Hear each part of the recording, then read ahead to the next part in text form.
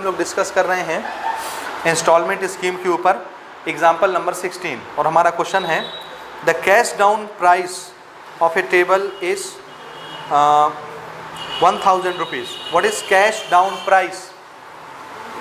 Cash down price जो शुरू में पेमेंट जमा करके सामान उठाते हैं, कैश डाउन प्राइस लिखा है, डाउन प्राइस, हाँ, तो ये डाउन प्राइस है 1000 रुपया। रमेश ना ये डाउन प्राइस असल में गलत लिखा है, इसको होना चाहिए कैश प्राइस, डाउन प्राइस नहीं ना, ये टोटल कीमत है, इसको कैश प्राइस होना चाहिए। वो डाउन काट दीजिए, आप क्वेश्चन से काट दीजिए बिल्कुल। The cash price of a table is 1000 rupees. एक टेबल की कुल कीमत कितनी है? ओरिजिनल 1000 रुपया। Ramesh buys it for a down payment of ₹400। ये आया डाउन पेमेंट, तो रमेश इसको 400 रुपया जमा करके ले जा सकता है घर, तो डाउन पेमेंट कितना हो गया? 400। एंड मंथली इंस्टॉलमेंट ऑफ 310 रुपया ईच। कितने मंथली इंस्टॉलमेंट? कितने मंथली इंस्टॉलमेंट? यहाँ पर 2 मंथली इंस्टॉलमेंट है, ये क्वेश्चन ही मिस्टेक है। एंड थोड़ा सा करेक्ट करिए, 2 मंथली इंस्टॉलमेंट लिखिए, 2 monthly instalment of 310 rupees and 2 monthly instalment, ठीक है, of ₹310 each. Find the rate of interest in the scheme. Question समझ में आया? अच्छा, मैं आपको समझाता हूँ ना। देखिए, एक आदमी है रमेश, वो टेबल लेने गया दुकान। क्या लेने गया? दुकानदार ने कीमत कितनी बताई? 1000 रुपया। भैया नगद ले जाना है, 1000 रख दो, ले जाओ। उसने कहा मेरे पास 1000 नहीं है, मैं 400 जमा कर देता हूँ। तो दुकानदार ने कहा ठीक है, आप 400 जमा करिए, मैं इसको डाउन पेमेंट मान लेता हूँ। डाउन पेमेंट 400 दो, टेबल घर ले जाओ, लेकिन 2 महीना तक किस्त देना पड़ेगा। 2 महीना, हर महीना कितना कितना? 310 रुपया, 310 रुपया। आया समझ में? आया कि नहीं आया? तो ज़रा लिख लेते हैं। एक सामान की कैश प्राइस यानी ओरिजिनल कीमत कितनी? कैश प्राइस ऑफ टेबल कितना है? बोलते जाओ। 1000। कितना है? उसने डाउन पेमेंट कितना किया? इसको हम लिखेंगे कैश डाउन पेमेंट, यानी शुरू में कितना जमा कर दिया? 400 रुपया। कितना कर दिया? 400 रुपया जमा। समझ आया? आया? अच्छा, अब वो पूछ रहा है कि ठीक है 400 रुपया तो हम ले लेंगे, सामान दे देंगे, लेकिन हम 2 महीने का किस्त बांधेंगे, 2 महीना इंस्टॉलमेंट भरना पड़ेगा। कितने इंस्टॉलमेंट है बोलिए? ना नंबर ऑफ इंस्टॉलमेंट। कितने इंस्टॉलमेंट? 2। इक्वल, हर इंस्टॉलमेंट तो बराबर पैसे का होगा, और हर इंस्टॉलमेंट में कितना रुपया जमा होना है? तो इसको मैं लिख रहा हूं अमाउंट ऑफ ईच इंस्टॉलमेंट। कितना रुपया?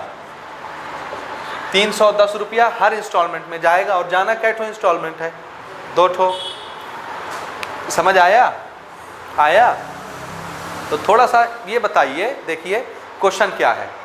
क्वेश्चन यहाँ तक समझ आया? 1000 रुपये का चेयर था या टेबल था, 400 रुपया उसने जमा किया, और दुकानदार ने 2 ठो इंस्टॉलमेंट बांध दिया। हर महीना आप 310 310 2 महीने तक 310 आप जमा करेंगे, तो टेबल आपका, कहानी ख़त्म। ठीक है? तो जाहिर सी बात है ब्याज ले रहा होगा कि नहीं? फ़ायदा, क्योंकि ओरिजिनल कीमत कितनी है? 1000। देखना ना, इधर सुनना। शुरू में कितना पैसा जमा किया ग्राहक ने? 400 रुपया ये दे दिया। अगला महीना जैसे ही आएगा कितना देगा? 310। फिर 1 महीना और आएगा तो कितना देगा? 310। तो 310 प्लस 310, 2 महीने में कितना दे दिया? 620 ये दे दिया। शुरू में कितना दिया था? तो 620 और 400, उसकी जेब से कितना गया? 1020 रुपया, जबकि कीमत कुल कितनी थी? तो ये 20 रुपया क्या है? 20 रुपया। 20 रुपया क्या है? ज़्यादा है ना? तो ज़्यादा वाला पैसा क्या होता है? ब्याज, इंटरेस्ट। तो 20 रुपया क्या है? इंटरेस्ट। तो उसने मुनाफा कमा लिया कि नहीं कमाया? दुकानदार ने 20 रुपया एक्स्ट्रा कैसे कमाया? इंस्टॉलमेंट में देके। तो अगर वो इंटरेस्ट ले रहा है, ये जो किस्त बांधा है, किस्त, ठीक है ना, किस्त जो बंधा है, इसी किस्त में रेट लगाया होगा, ब्याज लगाया होगा, तो उसने किस रेट से ब्याज लगाया है? What is the rate? Interest का रेट क्या है? रेट निकालना है हमको इस क्वेश्चन में। समझ आया?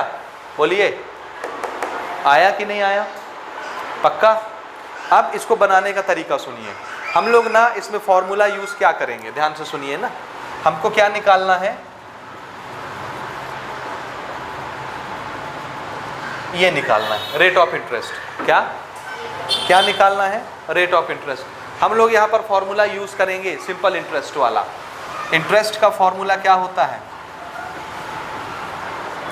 इंटरेस्ट आंसर है principal multiplied by rate multiplied by time divided by 100।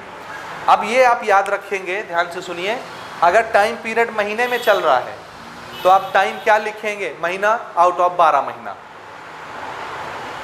समझे? अगर टाइम पीरियड महीने में चल रहा, भाई साल में चलता तो यहाँ क्या लिखते? जैसे 2 साल तो टाइम को 2 लिख देते, ईयर में चल रहा है ना 2 लिख देते।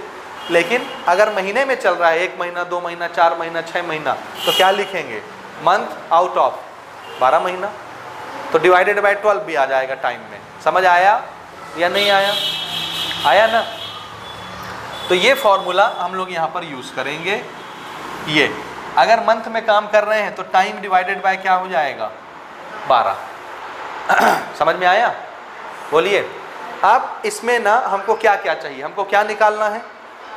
रेट। ये समझ रहे हैं ना, सिंपल इंटरेस्ट का फॉर्मूला है। क्यों लग रहा है सिंपल इंटरेस्ट? क्योंकि कितने इंस्टॉलमेंट है? 2। अगर लॉन्ग ड्यूरेशन के इंस्टॉलमेंट होते तो फिर कौन सा इंटरेस्ट लगता? कंपाउंड। शॉर्ट ड्यूरेशन का इंस्टॉलमेंट है, इसलिए कौन सा फॉर्मूला? Simple interest. ठीक है। और इसमें मुझे निकालना क्या है? रेट। तो मुझे प्रिंसिपल, इंटरेस्ट, टाइम ये सब पता होने चाहिए। ठीक है। तो अब हम लोग क्या निकालेंगे? इंटरेस्ट निकालेंगे, प्रिंसिपल पता करेंगे, टाइम देखेंगे। टाइम तो कितना है? 1 ही महीने का हम निकालेंगे तो आ जाएगा उसी में से। ठीक है। चलिए स्टार्ट करते हैं। हमारा टारगेट है इंटरेस्ट निकालना। ठीक बात। तो इंटरेस्ट कैसे निकालेंगे? अभी अभी आपने बताया इंटरेस्ट निकालने का तरीका। क्या? 20 रुपये आया था, ओरिजिनल कीमत इतनी, वो कितना पेमेंट इंस्टॉलमेंट के तौर पे जमा कर रहा है देखिएगा ना। Total amount of instalment. ग्राहक कितना पैसा टोटल जमा करता है बताइए? 400 रुपया शुरू में जमा किया प्लस और क्या देगा? 310 310 कितनी बार? 2 बार। तो 2 बार उसने दिया 310। तो टोटल कितना हो गया? ये कितना? 620 प्लस 400 1020 रुपया। ये क्या दिया टोटल उसने? इंस्टॉलमेंट के तौर पर टोटल पैसा दुकानदार को इतना पटाया ग्राहक ने। समझ आया? सामान की कीमत कितनी थी? तो इंटरेस्ट नहीं आ गया? इंटरेस्ट कैसे निकलेगा? इंटरेस्ट कैसे निकलता है? ज़्यादा पैसा माइनस ओरिजिनल पैसा, कम पैसा। So interest is 1020 minus 1000।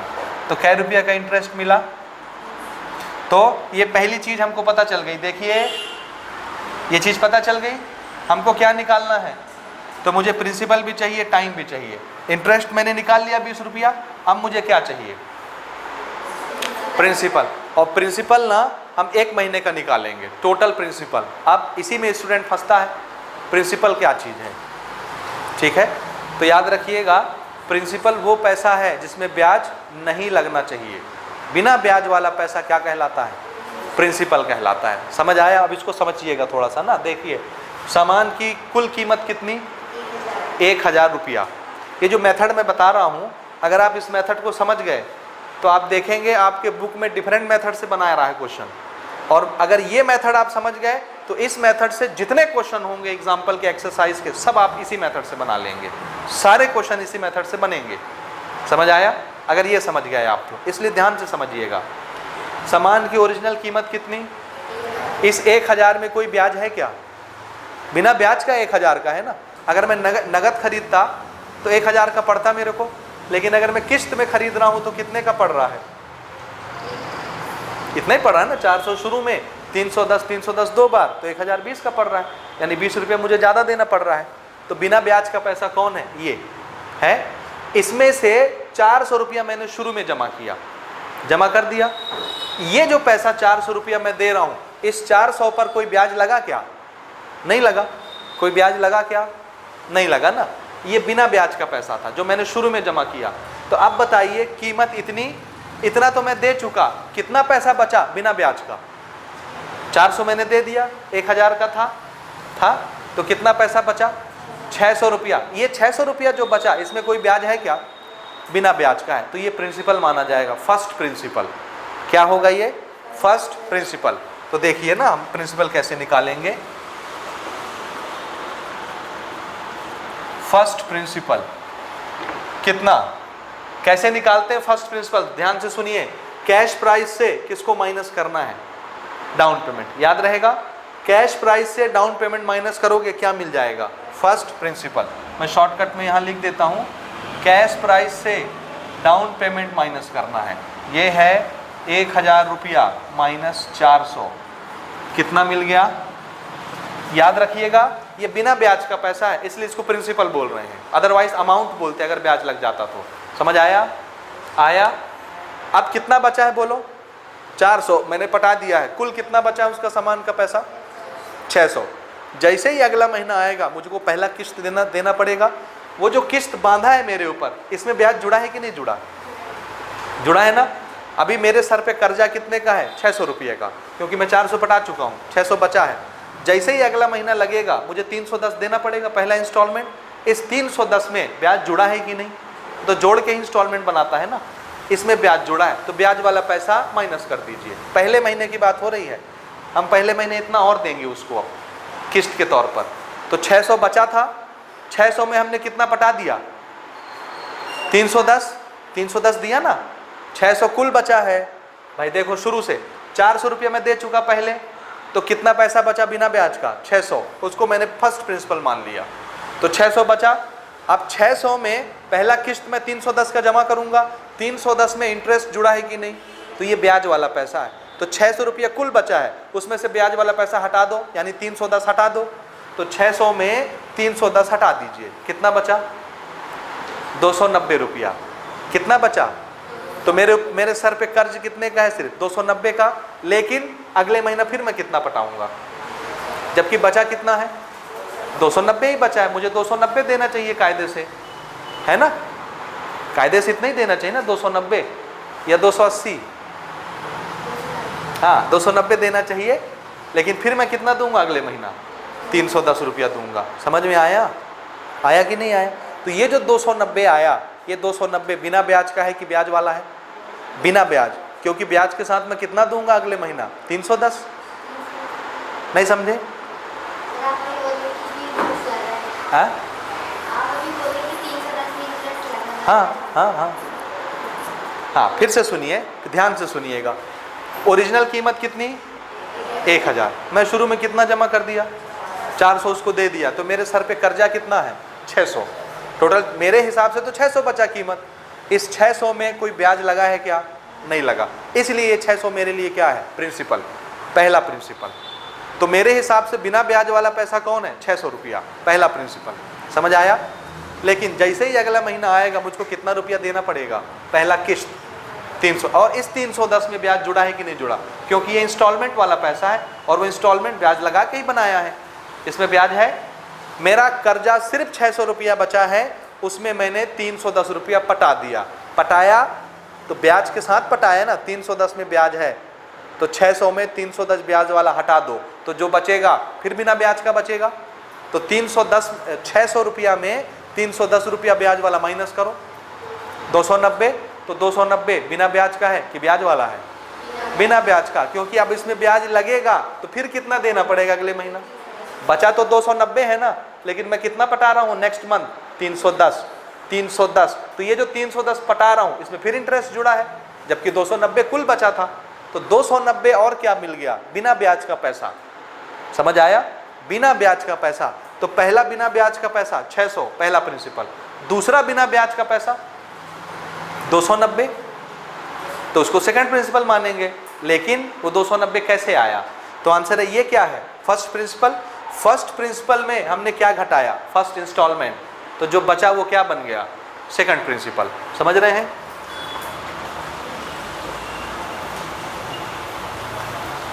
Second principal 1 महीने के लिए निकाल रहे हैं ना। ये कैसे निकालते हैं? तो आंसर है फर्स्ट प्रिंसिपल में से फर्स्ट इंस्टॉलमेंट माइनस कर देते हैं, ठीक है। 600 में 310 माइनस कर दीजिए, कितना आया? 290।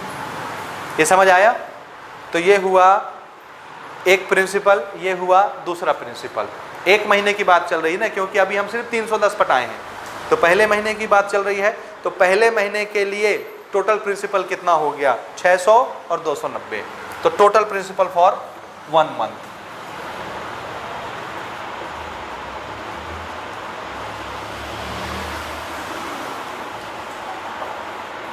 कितना टोटल कर लेते हैं?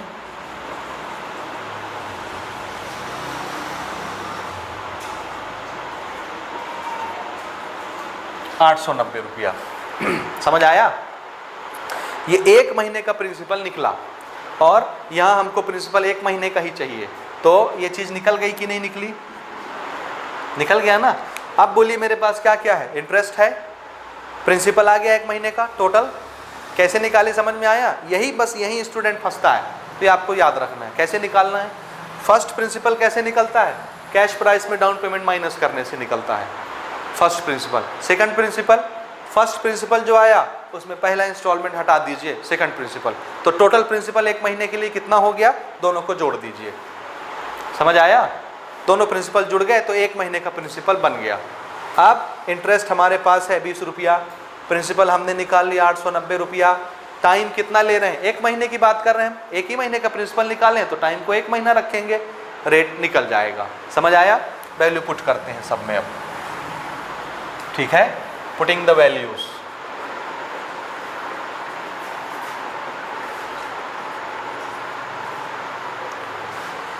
हाँ, interest is equal to principal into rate into time multiplied by 100 divided by 12। ये 12 कहाँ से आया हम बता चुके हैं। इंटरेस्ट कितना था हमारा? 20 रुपया, तो इंटरेस्ट की जगह इंटरेस्ट। प्रिंसिपल कितना आया? 890, तो प्रिंसिपल की जगह 890। रेट आर हमको निकालना है, इट इज़ आर। टाइम एक महीने के लिए हमने प्रिंसिपल निकालना है, तो टाइम भी हम 1 रखेंगे, 1 आउट ऑफ 12। ये 12 इसीलिए आया है क्योंकि टाइम महीने में चल रहा है, तो हम उसको महीना डिवाइडेड बाय 12 लिखेंगे, मंथ आउट ऑफ 12 मंथ। ठीक है, हो गया। आर बस अननोन है, निकल आएगा। तो ये नीचे वाली क्वांटिटी यहाँ मल्टीप्लाई होंगी, ऊपर वाली नीचे आ जाएंगी। So R is equal to 20 multiplied by 100 multiplied by 12 divided by 890। 1 तो 1 ही रहेगा, 1 0 हम कैंसिल कर लेते हैं यहाँ से।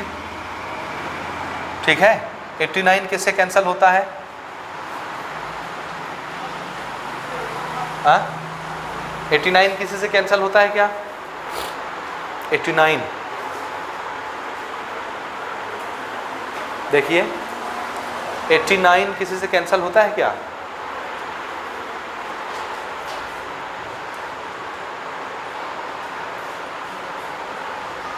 करके देखिए।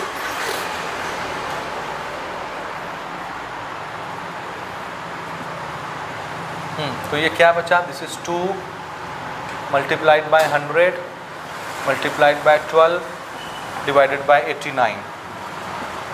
सॉल्व करिए ज़रा। हाँ,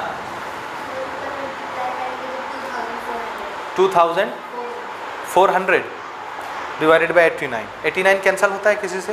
कैंसिल कराइए, देखिए भला कितना आता है।